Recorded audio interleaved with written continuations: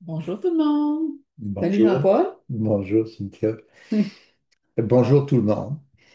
Donc, on fait une vidéo aujourd'hui pour vous annoncer une nouveauté pour cet automne et également vous décrire en quoi l'astrologie traditionnelle est dans l'erreur. Alors, la nouveauté en question, La nouveauté, en fait, c'est un nouveau cours d'astrologie qui va être diffusé, comment dirais-je, qui va être disponible pour tout le monde. Donc, on a déjà fait des séries de cours, mais qui étaient je vais spécifier, j'ai fait les séries de cours parce que c'est moi qui vais être l'enseignant. Jean-Paul, cette année, 74 ans. Et il y a beaucoup de gens qui lui ont demandé de faire des cours dans les dernières années. Puis il s'est consacré sur moi, là, ça veut dire, mais pas, il n'y a plus l'énergie pour donner pour des le cours. préparer à faire des cours. C'est ça, hein.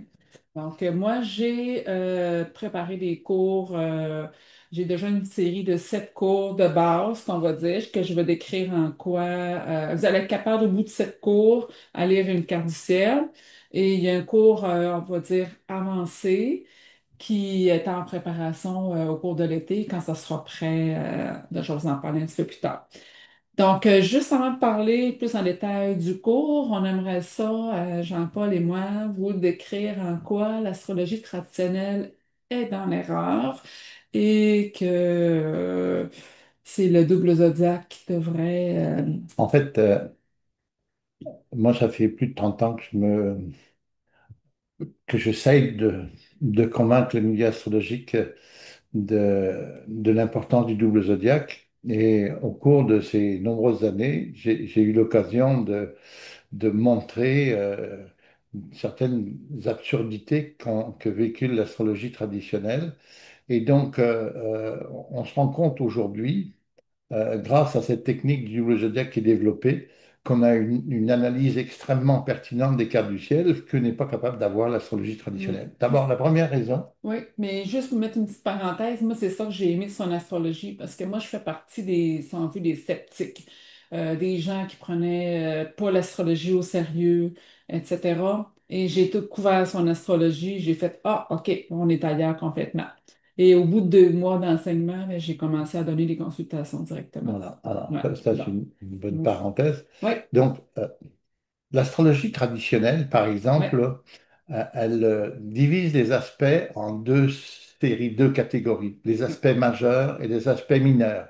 En fait, les aspects mineurs, il n'y a aucun astrologue qui les connaît et qui les utilise pas. En fait, la raison vient du fait que quand on a commencé à parler de ça, les quantités de calculs que ça prenait pour les utiliser étaient inimaginables. Et donc, on les a appelés mineurs pour, en fin de compte, les mettre sous le tapis, là. Ouais, exact. Mais depuis l'arrivée de l'informatique, de la micro-informatique, depuis 40 ans et plus, donc on a maintenant des logiciels d'astrologie qui nous permettent d'intégrer des aspects mineurs un par un et de les observer dans les cartes du ciel. Mais ça a quand même pris la découverte du double zodiaque aussi pour le Mais en faire. fait, c'est Il y ça. a une C'est-à-dire que compréhension avec. quand j'ai commencé à découvrir le double zodiaque, j'ai découvert qu'on ne pouvait pas, comment dirais-je, observer le double zodiaque sans intégrer les aspects mineurs. Mm. Et donc, c'est comme ça que j'ai demandé à la compagnie informatique à Paris, au REAS, de les programmer pour qu'on puisse les rentrer en fonction de leurs valeurs, les ordres qu'on veut utiliser, enfin, tous les paramétrés, Mm. etc. Et j'ai donc découvert que ces aspects mineurs n'avaient rien de mineur, étaient complètement indispensables dans les cartes du ciel et qui représentaient même jusqu'à 85% du contenu des cartes du ciel. Oui. Donc, c'est inimaginable qu'aujourd'hui encore, les astrologues ne les utilisent pas. Mm. Exactement. Puis ça, c'est 85% de l'analyse de carte du ciel, mais presque tout le monde, on disait que c'était rare, mais on pourrait dire que 95% et plus des gens Ah oui, ont ces aspects-là c'est dans leur ça. carte. Le livre de Bill Tierney, justement, Mm. dont je me suis souvent référé, dit que les aspects mineurs, ce sont des aspects rares. En fin de compte, ils sont des aspects rares parce que personne ne les observe. Mm. Ils les observent rarement. Mais Mm. moi qui ai quand même pris la chose au sérieux, j'ai fait une recherche statistique sur l'importance, les des aspects, aspects. s'ils étaient rares ou pas. Et j'ai utilisé un fichier de cartes du ciel de 80 000 cartes du ciel.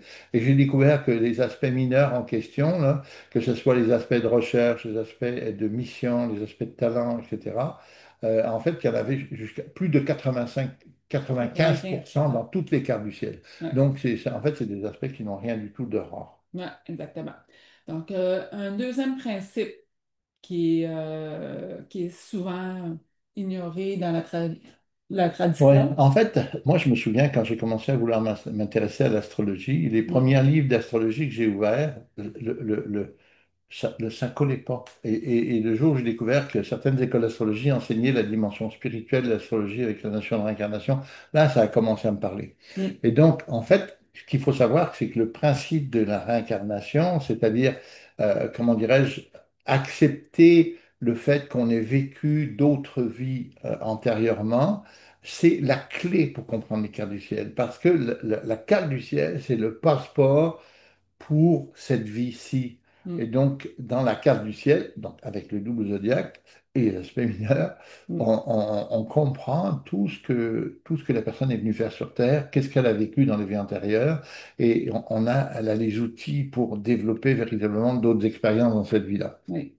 C'est ça qui est extraordinaire, parce que le petit, c'est ça que je trouve fascinant, parce que le petit bébé qui vient de naître, qui a son premier souffle de vie, il y a ça. C'est une carte du ciel qui est dessinée déjà, et là, on sait ce qu'il a vécu dans nos vies, et on sait qu'est-ce qu'elle va vivre à quelque part dans cette vie-là, la relation qu'elle va avoir avec ses parents, la relation de Qu'est-ce qu'elle est couple, venue faire qu'est-ce sur qu'elle est Terre? venue faire sur Terre, etc., les talents. J'ai Mm, fait la carte du ciel de ma petite fille qui est née le 25 février, là, et puis je me suis régalé parce que c'était une carte du ciel complètement magnifique, mais sans l'astrologie, on ne pouvait pas savoir qui était cette personne-là. Et là, j'ai découvert véritablement qu'est-ce qu'elle était venue faire sur Terre, et j'en ai fait un descriptif pour sa maman, c'est-à-dire ma fille, et c'est vraiment pertinent. mm, exactement. Donc, une autre chose qui est beaucoup teintée de religion, on dirait, Ouais, c'est un ça. autre préjugé de l'astrologie. Oui, c'est l'histoire des planètes maléfiques. Ouais. Souvent, en astrologie, on retrouve d'ailleurs des choses qu'on retrouve dans d'autres domaines de la spiritualité, les fameuses planètes maléfiques, Saturne, l'arcane de la mort, l'arcane 13, etc. Et les planètes maléfiques, Mars, le dieu de la guerre, Uranus, la foudre, et je sais trop quelle autre connerie. Moi, tout ça, ça m'est apparu impossible. Parce que pour moi, les planètes ne peuvent pas avoir de côté maléfique. Si il y a des aspects maléfiques quelque part, c'est dans l'utilisation de cette énergie par certains individus. Mm, Donc, on ne peut pas faire utiliser le terme maléfique en astrologie. Voilà. mm. Un autre aspect de l'astrologie qui impacte beaucoup les cartes du ciel, donc je n'ai pas le facile découverte là, ça impacte 50% de la carte du ciel. C'est la fameuse inversion Mercure-Vénus. Tu en as parlé souvent dans d'autres vidéos, d'autres Oh, ouais, c'est ça. entrevues. En fait, quand Mm, j'ai écrit mon premier livre, c'est-à-dire celui-là, là, pour ceux qui ne le connaissent pas, euh, il y a un astrologue, un auteur, Maurice Nouvel, en France, qui m'a écrit pour me dire que c'était vraiment dommage que je n'avais pas tenu compte de cette inversion dans la description des cartes du ciel du livre, parce qu'il dit c'est vraiment dommage. Puis au départ, bon, j'ai pris ça un petit peu à la légère, j'ai regardé quelques cartes du ciel, comme font beaucoup d'astrologues d'ailleurs, puis j'ai laissé tomber. Sauf que moins d'un mois après que Maurice Nouvel m'ait écrit suite à l'apparition de mon livre, il y a donc 25 ans maintenant, mm, j'ai eu l'occasion d'aller en vacances au Mexique. Et donc, moi, je parle espagnol couramment, comme le français. Et donc, j'ai appris qu'il y avait une conférence sur l'astrologie des Mayas ou des Aztèques, je ne sais plus exactement. Et puis là, je suis allé et ces gens-là parlaient que ces astrologues-là utilisaient l'inversion Mercure-Vénus. Là, je dis, il n'y a pas de hasard. C'est une sorte de synchronicité. Et là, je me suis dit, il se passe vraiment quelque chose avec cette inversion-là. Et quand je suis rentré de vacances au Québec, j'ai tout de suite appelé à Paris Francis Anthony, l'auteur de la compagnie Auréas, des logiciels d'astrologie. Et je lui dis, Francis, est-ce qu'il n'y aurait pas moyen de programmer dans le logiciel d'AstroPC cette inversion Mercure-Vénus pour qu'on puisse véritablement faire des observations sérieuses sur le plan statistique? Il me dit, rassure-toi, ça a déjà été fait parce qu'il y a plusieurs scientifiques de l'astrologie qui ont voulu, après la sortie du livre de Mm. Maurice Nouvel, reprendre ces recherches statistiques qu'il présentait dans son livre pour démontrer qu'il s'était complètement trompé sur l'inversion Mercure-Vénus. Mm. Sauf que moi, j'avais pas du tout la même approche que des astrologues de l'astrologie traditionnelle. J'utilisais aspect mineur, j'utilisais pas les mêmes ordres, etc. Je me suis dit, c'est une étude statistique qui mériterait d'être faite. Et donc, je l'ai refaite, mais j'ai résolu le problème des orbes et des aspects en ne travaillant uniquement avec les conjonctions. Donc, j'ai observé Mercure, conjoint Soleil, conjoint Saturne, etc., toutes les autres planètes. Et d'un côté, donc j'ai observé les cartes qui étaient en relation avec ça. Puis de l'autre côté, j'ai regardé la Vénus inversée, donc avec conjoint avec Saturne, Soleil, etc. Et c'est là que j'ai découvert que ben, l'inversion, elle était pertinente. Et donc, ça fait 25 ans que j'utilise. Et je voudrais dire que même maintenant, avec 25 ans d'expérience, j'ai enrichi, comment dirais-je, ma réflexion sur cette inversion en considérant que c'était les deux planètes, les deux dimensions d'une personnalité qui parlaient de L'intelligence. notre intelligence. Donc, Mercure, l'intelligence du détail, Vénus, l'intelligence globale. Et ce qui est intéressant, c'est que la relation angulaire entre les deux planètes, en relation avec les aspects mineurs et des orbes assez serrés, nous donne la pertinence de l'intelligence des gens et c'est un miracle. Beaucoup plus pertinent que de juste parler de Mercure rétrograde, par exemple. Ouais, no comment pour Mercure rétrograde. Euh, Oh my God. En tout cas, bref. Mais bon, voilà. Mais il y avait une anecdote intéressante, par exemple, d'une astrologue qui est déjà venue t'être consultée Ah par ben rapport oui, à cette j'en inversion-là. ai, j'en ai pas mal d'anecdotes, Oui, oui, mais celui-là est amusante. C'est une astrologue qui est venue me voir en consultation à Québec et qui a découvert qu'elle avait dans sa carte du ciel Vénus conjoint Saturne, donc Vénus inversée. Puis là, sa réaction, c'était de dire, ah, je comprends enfin pourquoi je suis resté tout toute ça. seule dans ma vie. Mm, Donc ça, c'est un des exemples parmi tant d'autres, mais mm. sa réaction a été pertinente. Ouais. C'est ça, c'est les clients qui viennent confirmer toutes les recherches à Jean-Paul. C'est parce qu'il y a beaucoup d'intellectuels de l'astrologie euh, qui sont très, très connaissants, ils vont savoir telle chose, mais qui font pas de consultation, Ouais, hein, qui n'ont pas ben, beaucoup de pratique, du moins. j'ai plusieurs exemples, par Ouais, exemple à Montréal, de gens qui se disent astrologues, mais qui font pas des consultations. Par contre, c'est des brillants intellectuels avec des doctorats en mathématiques et n'importe quoi, là. Alors, ils vont être capables de vous démontrer n'importe quoi, sauf que il n'y a jamais de vérification véritablement dans le domaine des consultations avec des clients. C'est comme si quelqu'un faisait de la recherche en médecine sans jamais avoir vu un corps humain. mm, Donc, ça marche pas. exactement. Un autre point important des préjugés qu'on peut avoir que l'astrologie traditionnelle conserve encore de ce jour. Mm. Ah, ah, il y en a plusieurs. Ouais, les fameuses planètes transsaturniennes. Mm. Donc, l'astrologie traditionnelle a eu bien de la difficulté à intégrer les planètes transsaturniennes parce que les origines de l'astrologie, il y a plus de 2000 ans. Oui, la Terre Et était plate, puis il la y a Terre était certaines plate planètes qu'on n'avait pas et des découvertes. planètes qu'on ne connaissait pas. Mm. Donc, toute la théorie astrologique de l'astrologie traditionnelle s'est construite sans ces planètes transsaturniennes, c'est-à-dire Uranus, Neptune, Pluton.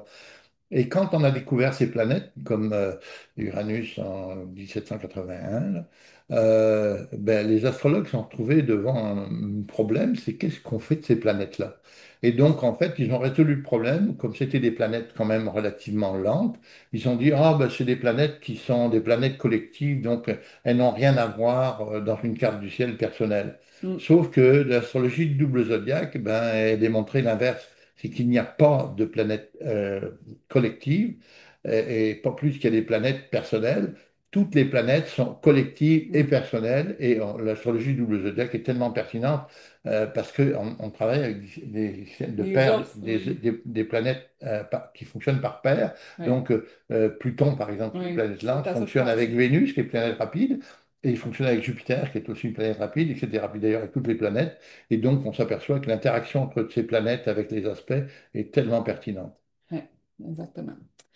Un autre préjugé que Jean-Paul a fait sauter, que j'apprécie beaucoup, C'est non, mais à quelque part, c'est teinté de préjugés, de religion, Ouais, d'inégalité des c'est sexes. Là, ça. ici, on parle enfin, il en a parlé souvent aussi, Jean-Paul, le soleil et la lune Oui, dans une le carte. soleil et la lune dans la carte du ciel, moi, ça me fatigue quand Mm. les astrologues parlent d'une carte du ciel, qui disent le soleil représente le père, la lune représente la mère, et Oui, puis juste puis quand je lis des livres, puis qu'on dit que la lune est mal aspectée, la femme, elle va être une dépensière folle, etc. Donc, ça marche pas. ouais, c'est ça. Et donc, en fait, moi, ce que j'ai découvert, c'est que le principe de la Lune est rattaché effectivement à la maison 4, Ouais. à l'environnement familial. Et on découvre, comme l'a expliqué d'ailleurs Freud dans ses théories, le fameux complexe d'Oedipe, eh bien, on découvre que la Lune, c'est la relation émotionnelle de l'enfant avec le parent du sexe opposé. C'est-à-dire qu'il y a l'enfant, c'est comme une période d'apprentissage de la relation de couple, ce qui fait que la petite fille tombe amoureuse de son père ou le garçon tombe amoureux de sa mère. Et tout ça, c'est un apprentissage sur le plan émotionnel de la relation conjugale. Et donc, on découvre par la suite que le soleil qui gouverne sur le plan karmique la maison 5, on découvre que la maison 5, c'est l'apprentissage de la relation avec le parent du même sexe. Et donc, tout ça, là, ça tient la route, sauf que le parent du même sexe, ben, c'est tantôt papa, puis tantôt maman. Et puis la lune, le parent de sexe opposé, tantôt papa, tantôt maman. Donc, la lune n'a rien à voir, n'a rien de sexué. Elle définit simplement la relation émotionnelle dans la relation conjugale qu'on découvre dans l'enfance, donc dans la carte du ciel de l'enfant, mais les aspects de la Lune, s'ils ne sont pas très bons, eh bien, vont avoir des répercussions dans la carte du ciel de l'adulte pour construire ses relations conjugales. Mm. Donc, on rentre en détail là-dedans dans les Oui, cours c'est le et fun. c'est complètement pertinent. Oui. Puis ici, quand vous y pensez, vous enlevez le nom sur une carte du ciel, vous ne savez pas que c'est que la personne a. Donc, ça a une certaine logique, tout ce que. Faut tirer à la courte paille. Exact. Un autre truc, quelque chose qui est incompris, si on veut dire, Les- c'est les- la les- la domification, domification puis la placidus. séparation, la En division des fait, maisons.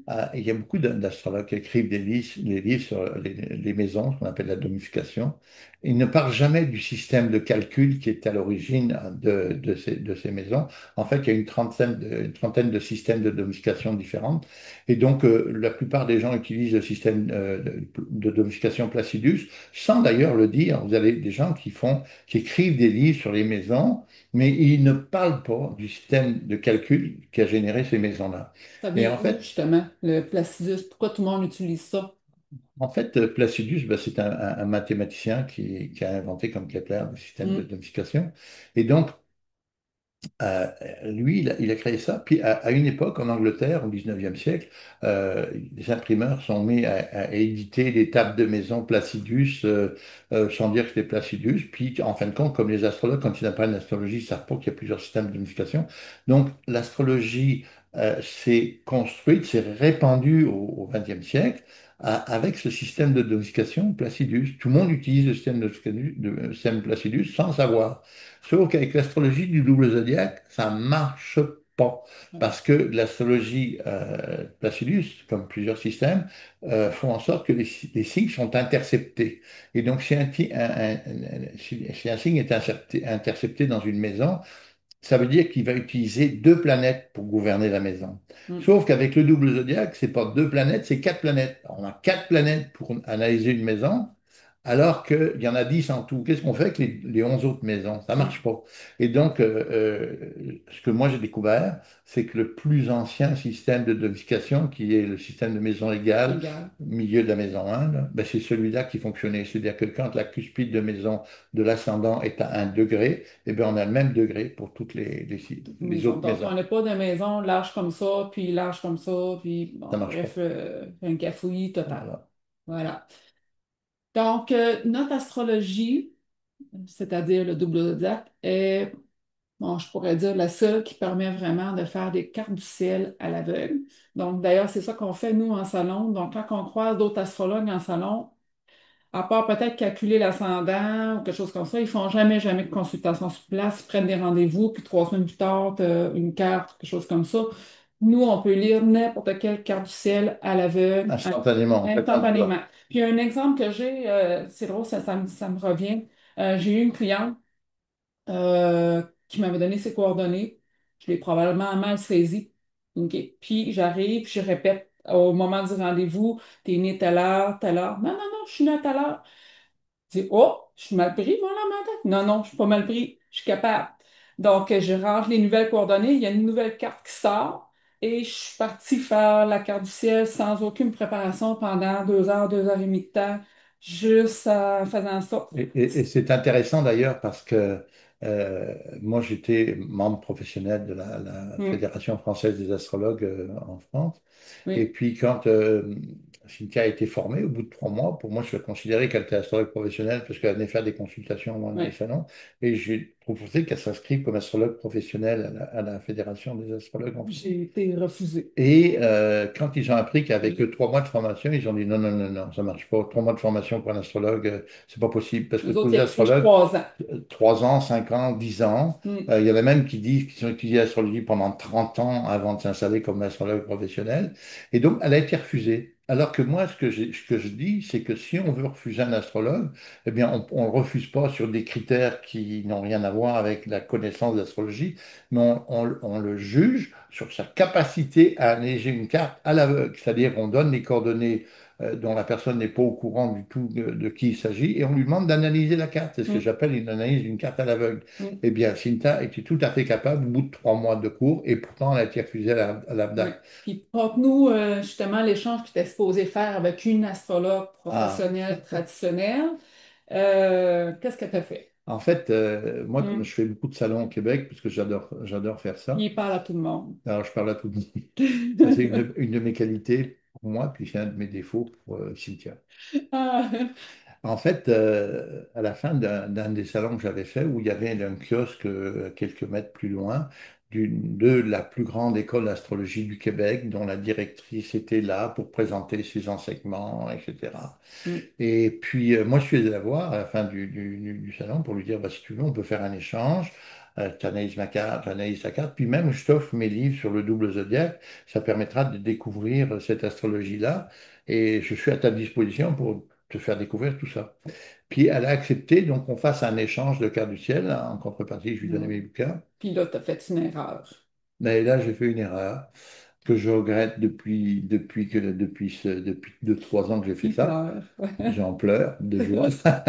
C'est que comme j'ai analysé sa carte du ciel en premier et que je lui ai donné des bouquins, quand ça a été le temps qu'elle m'analyse sa carte du ciel, qu'elle m'analyse ma carte du ciel, ben, c'est un petit peu dégonflé. Elle a dit, ah, mon ordinateur est en panne, je peux pas faire ça. Elle m'a pas invité Une autre à fois. une autre fois pour que m'analyser ma carte du ciel. Non, je l'ai revu plusieurs fois depuis 2, 3 ans. Hmm. Puis oublie ça, là, elle n'analysera pas ma carte du ciel. Donc, elle Et avait quand beau être une elle a directrice beau être la ou patronne une d'une carte du patronne. ciel, ben, c'est même pas analyser ni une carte à l'aveugle, ni une carte en général, parce qu'en fin de compte, silence radio, là. Oui, c'est ça. Donc, C'est- c'est- c'est la chose qui est accessible pour ceux qui étudient le double zodiaque. Il me dit, moi, le point qu'on voulait dire, c'est l'astrologie traditionnelle. Moi, avant de connaître le Jean-Paul et le double zodiaque, je faisais partie des sceptiques qui ne prenaient pas l'astrologie au sérieux.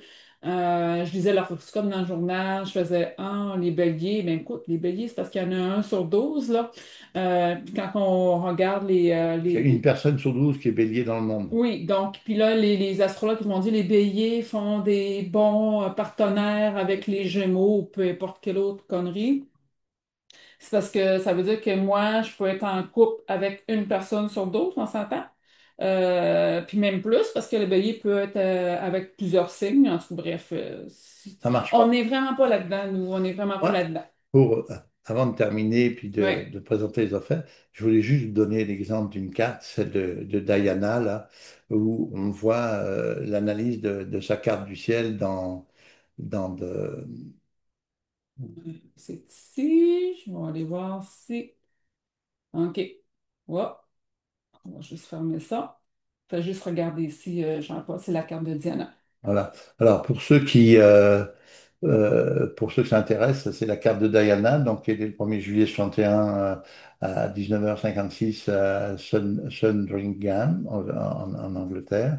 Et dans l'astrologie traditionnelle, on ne voit pas, par exemple, qu'à la Saturne dans le double Capricorne, sidéral et tropical. On ne voit pas que la superposition Capricorne-Verseau, c'est un aspect de mission, donc d'avoir une tête sur les épaules pour affirmer des choses extrêmement sérieuses, pertinentes, comme le ferait un avocat. Mm. Et en plus, le Priape, c'est-à-dire le point opposé de la Lune noire qui est là, qui montre que c'est Saturne est à son maximum de potentialité dans la carte de Diana, qui lui permettait justement d'affirmer des choses avec beaucoup de pertinence. Et c'est ce qui fait qu'elle s'est fait mal voir par la Ouais. monarchie anglaise et que sa vie a été, comment dirais-je, arrêtée brutalement. Ce qui est juste un petit commentaire parce qu'on voulait parler de Lady Diana parce que j'ai lisé un bouquin justement d'une astrologue très connue. Dont on n'aura pas, On on taira nommera le pas, nom. mais c'est Lady Diana, c'est quand même un sujet qui a été souvent abordé auprès des astrologues. Et cet astrologue-là, je dis Jean-Paul, ça n'a pas de bon sens. Ça n'a pas de bon sens. Puis c'est pas la perception que j'avais d'elle quand on ouvre une carte comme on vient de vous montrer. Ça correspond pas du tout à cette personne-là. Donc, juste un exemple qui me vient en tête, cette astrologue, soi-disant très connue et compétente, elle dit que Lady Diana, elle avait Mercure rétrograde dans sa carte, donc elle n'avait pas des bonnes notes à l'école, elle était un petit peu lente ou niaiseuse à la limite. Donc, tu sais, on ne peut pas juger l'intelligence d'une personne par ses notes à l'école, premièrement. Puis, en tout cas, je trouvais quand même que c'était un jugement plus Oh, qu'un c'est ce que fait. j'appelle des racontards trouvés dans les potins qui sont écrits dans les revues Oui. de l'époque. Ça n'a rien à Exactement. voir avec l'astrologie. Rien à voir avec l'astrologie. Je voulais juste vous montrer une petite image. Hop. Bon, ça ne sera pas parfaitement configuré, mais je voulais juste vous montrer, voilà, ici l'image, les découvertes de Jean-Paul, à quoi ça me faisait penser justement. Donc, pour n'importe quelle découverte ou quand on veut, vous arrivez dans votre milieu de travail, il y a quelqu'un qui vient avec un nouveau système informatique, puis là, il y a des gens qui vont faire «Ah non, pas ça!» C'est un peu la même chose avec Jean-Paul, ce qu'il a vécu dans les 30 dernières années, à vouloir partager ses découvertes et les gens balayent ses connaissances comme ça, sans En fait, même... cette image m'a été donnée par une amie qui travaille dans le domaine de la recherche depuis un certain nombre d'années. Et elle m'expliquait que tous les chercheurs dans le monde entier, quand ils arrivent avec une découverte, eh bien, grosso modo, elle est balayée, il n'y a personne qui veut embarquer Ça là-dedans. Et fait peur, là. Comme si cette, que ça faisait peur. oui, et cette image représente quelqu'un qui a inventé la roue et qui la propose à des gens qui tirent des charrettes dans lesquelles il y a des roues carrées. Et puis eux, ils disent, nous, on a fonctionné comme ça depuis 2000 ans, on ne veut rien savoir. Ouais, c'est ça. Alors qu'en fin de compte, les découvertes sont primordiales pour justement l'avenir de l'humanité. Mm, mm. C'est drôle, hein? Ça me fait penser à la série Downton Abbey, qu'à chaque fois, on voit souvent, bon, le téléphone il arrive, là, les gens font «Ah non, c'est une invention du diable», là, il arrive avec un frigo, «Ah non, et c'est réfractaire». À chaque fois, finalement, il finit par l'apprécier, mais ça me faisait penser un peu Voilà. ouais, à ça. Bon, mais dans une réaction très humaine. Donc, voilà. Là, on a parlé des différences majeures de l'astrologie. Donc, moi, cet automne, Jean-Paul, justement, il a 74 ans cette année. Je sais pas, je l'ai dit au début du vidéo. Donc, il y a beaucoup de gens qui ont demandé de faire des cours. Bon, il n'y a plus vraiment l'énergie pour faire ça. J'ai Et quand, surtout pas le goût, pas le parce que j'ai goût, donné beaucoup de cours dans ma vie, puis oui. Puis dire que moi, quand il est tombé sous moi, j'étais comme un peu son dernier espoir d'accrocher ses patins. en fait, le Oui, concept même de mes livres, comme ce dernier livre là sur oui, les 66 puces dans une carte du ciel, j'ai développé ces concepts-là dans l'écriture de mes livres pour faire en sorte qu'on ait pu étudier l'astrologie. oui, C'est-à-dire que les réponses sont toutes préanalysées. On a 66 puces dans une carte du ciel, hein, et ces 66 puces peuvent prendre 36 combinaisons de couleurs différentes, donc ça fait 2376 puces différentes Mm. que j'ai rédigées dans ce livre-là. Et donc, une personne maintenant qui a une carte, il n'y a pas besoin de partir dans des lucubrations d'apprentissage de Oui, toutes c'est sortes ça. d'affaires, Oui. et elle a juste à lire les puces avec les codes de puces qui sont affichés au bas des cartes. On l'a déjà dit dans une autre vidéo. Donc, pour ceux qui veulent juste lire leur carte du ciel, voilà, c'est un exemple. Ici en bas, vous avez les superpositions couleurs et les numéros de puce juste en Et bas. après, on a Vous juste à avez juste à nous contacter. on a juste à les découvrir après dans le livre, là, tout l'ensemble des puces sont écrites. Ben, c'est ça. Donc, vous nous contactez, puis avec vos coordonnées de naissance, et nous, on vous envoie votre carte. Puis il suffit juste De confirmer l'achat du livre. d'avoir le livre, puis vous allez pouvoir lire. Mais il y en a qui ont besoin de plus, puis qui sont intéressés à plus savoir. Donc, c'est ça que j'ai bâti. Moi, j'ai bâti 7 cours de base, puis au bout de 7 cours, vous êtes capable de lire une carte du ciel comme on vient de vous montrer. Et ce cours-là s'adresse vraiment à tout le monde, même les astrologues, hein. Ouais, sauf que je dirais que les astrologues ont, de par leur formation, euh, ils sont comme dans Endoctrinés. l'incapacité Mm, de s'ouvrir à ces nouvelles hypothèses. mm. Donc, les meilleurs étudiants qu'on peut avoir, ce sont les gens qui acceptent de mettre de côté leur formatage mental et ou justement des gens qui connaissent pas du tout l'astrologie, là, ils vont embarquer très Très facilement facilement. dans cette nouvelle C'est ça. astrologie. Donc, mais mon cours s'adresse vraiment à tout le monde. Donc, moi, les astrologues, ils sont bienvenus. Tous ceux qui sont passionnés d'astrologie, mais je m'adresse beaucoup à tous ceux qui sont dans la relation d'aide. On parle des coachs, animation, de constellation, n'importe quel thérapeute holistique. C'est vraiment un outil qui est pertinent, qui peut vous montrer justement les talents, les missions des personnes et les vôtres aussi. Faites-le pour vous aussi. Mais vos clients, vous pouvez vraiment les aider parce qu'on voit d'où qui viennent leurs blocages, tant au niveau karmique qu'avec papa, maman.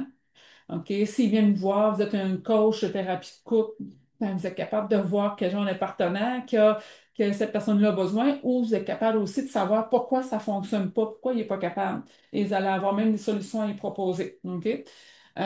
Conseil d'orientation professionnelle, partenaire idéal, etc., talent. Bon, toutes ces choses-là que vous allez savoir faire au bout de cette cours pour analyser n'importe quelle carte du ciel. D'accord?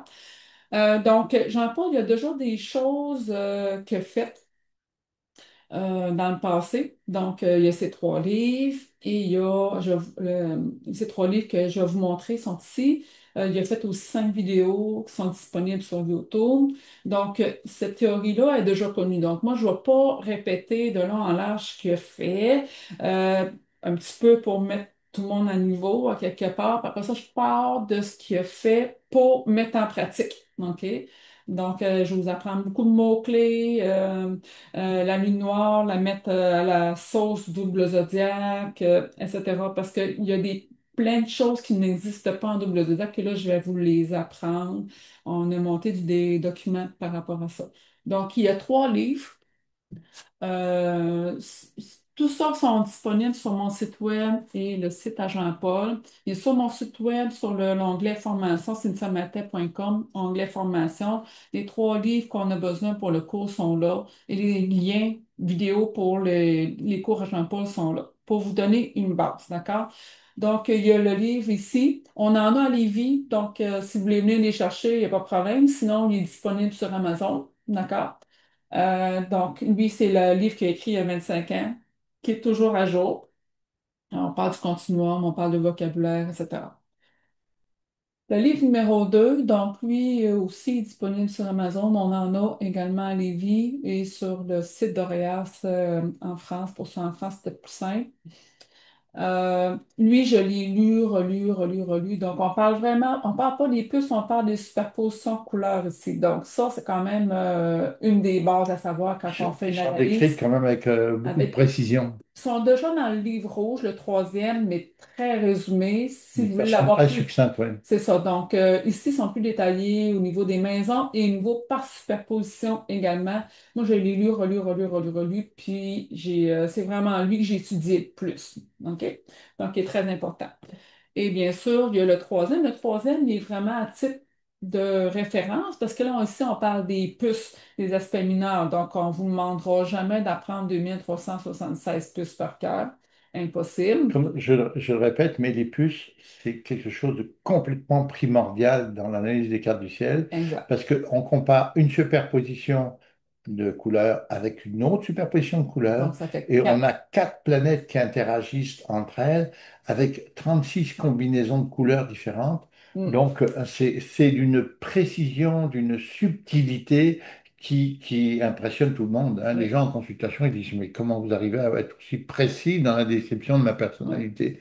Donc, moi, je vous, bien sûr, Je me souviens, excuse-moi, oui. mais une consultation que j'ai fait donc par Skype, puis la personne, je lui décris l'homme de sa vie, puis d'un moment donné, il y a une porte qui s'ouvre à l'arrière, un peu comme celle de mon bureau, là, puis il y a un gars qui arrive en slip avec des tatouages partout, puis qui dit, il y a un truc, comment vous avez pu être capable de me décrire, vous ne me connaissez pas, et je suis sûr qu'il y a une magouille dans vos affaires, hein. Et Hmm. donc, moi, je trouve ça amusant qu'on soit venu perturber quelqu'un, justement, comme ça, avec une description aussi précise. Oui, puis on n'avait pas, il n'y avait pas les coordonnées du partenaire. Dans le Ah fond, non, il non, décrivait non. le partenaire de la carte Dans la... et lui, il a entendu en arrière, il a fait Hey, ça marche pas là. Mais tu sais, c'est impressionnant quand même. Donc, au niveau des puces, oui, je vous indique comment les chercher, mais on est capable d'aller voir plus loin. Donc, ça fait partie des matières que je donne. Donc, comme dit, le cours de base, 7 cours, de 2 heures de théorie avec du temps après, donc moins de 3 heures de cours par cours pour pouvoir vous montrer comment ça fonctionne. Donc, il y a la théorie, il y a de la pratique, démonstration pour vous montrer comment ça fonctionne. Les cours avant, ce que j'ai fait pour les cours de base, c'est que je vous exige, oui, les livres et visionner les vidéos. J'exige pas le logiciel tout de suite, mais c'est sûr que si quelqu'un veut être bon, il est mieux de l'avoir, c'est clair. Mais vous allez avoir du temps pour réfléchir, pour savoir si je veux aller là-dedans, est-ce que je veux avoir le logiciel, parce que écoute, je sais, je suis consciente il y a des frais par rapport à ça, mais c'est un outil qui est vraiment indispensable. OK? Ah, en fait, il n'est pas si cher que ça, Il hein. n'est pas si cher, non, mais Quand des gens s'intéressent au sport automobile, ils vont s'acheter des voitures à 100 000 $. Un logiciel qui coûte 400 $, c'est c'est pas grand-chose pour quelqu'un qui veut s'investir dans ce et domaine puis, avec des quelqu'un qui est dans le résultats pertinents. professionnel, qui a plein de clients, et ça va être rentabilisé très vite, c'est ça. Mais c'est juste que je ne les vise pas dès le départ. Mais par contre, quand que le cours avancé va être prêt, puisque dans le cours avancé, on va parler plus des transits, direction, relocalisation, ces genre de choses-là. Puis là, on n'a pas le choix d'avoir le logiciel. Mais sinon, le cours de base, c'est, on va dire, j'allais dire statique, mais tu sais, il suffit d'avoir la carte, les numéros, les aspects, le tableau TDM, mais on est capable de lire une carte. Donc, c'est ça. Voilà. Donc, voilà ce que je voulais dire. Donc, vous allez sur le site, mon site web, cynthiamaltais.com, puis vous allez dans l'onglet Formation. Toutes les informations du cours sont là, le tarif, les dates. C'est ça. Moi, j'offre un spécial pour tous ceux qui s'inscrivent et payent avant le 17 août prochain, 2025. Vous avez un 10% de rabais. Voilà. Et j'aimerais ça, c'est juste pour qu'on ait le temps de commander les livres et de visionner les choses, si vous pouvez vous inscrire avant le 7 septembre. Sinon, ben, c'est comme vous voulez, il n'y a pas de problème, il n'y a pas de date en tant que telle. Le premier cours va être le 17 août, le 16, excuse-moi, le 16 septembre prochain. J'offre normalement 2 cours par semaine. Donc, mardi à 13 heures l'après-midi pour rejoindre, de Québec, pour rejoindre les gens en Europe en soirée. Et le mercredi à 19 heures pour les gens du Québec. Et si j'ai d'autres demandes, on pourra ouvrir une autre case horaire pour vous. Il n'y a pas de problème. Donc, sinon, si vous voulez avoir des consultations, Jean-Paul n'enseigne plus, mais il donne encore des consultations. Vous pouvez aller le rejoindre, le contacter sur son J'ai site plus la web. patience d'enseigner, mais Ah, je continue à être extrêmement pertinent dans les dans les consultations. consultations, les gens viennent le consulter encore, puis ils apprécient beaucoup toute son approche, etc. Donc, sur le site doublezodiac.com, Et moi, ben, moi aussi, je fais des consultations astrologiques et j'anime aussi les constellations familiales. Je mêle les deux approches ensemble. Et bien sûr, je fais les formations maintenant. Vous pouvez aller sur mon site web, cynthiamaltais.com. Donc, vous pouvez nous contacter, inscrivez-vous, n'hésitez pas. Si vous avez des questions, contactez-moi par mon site web, ça va me faire plaisir de vous répondre. Sinon, en attendant, on vous souhaite un excellent été. Et une belle occasion de découvrir une véritable astrologie. Exactement. Merci. Ciao. Au revoir et on espère vous voir très bientôt. Bye bye.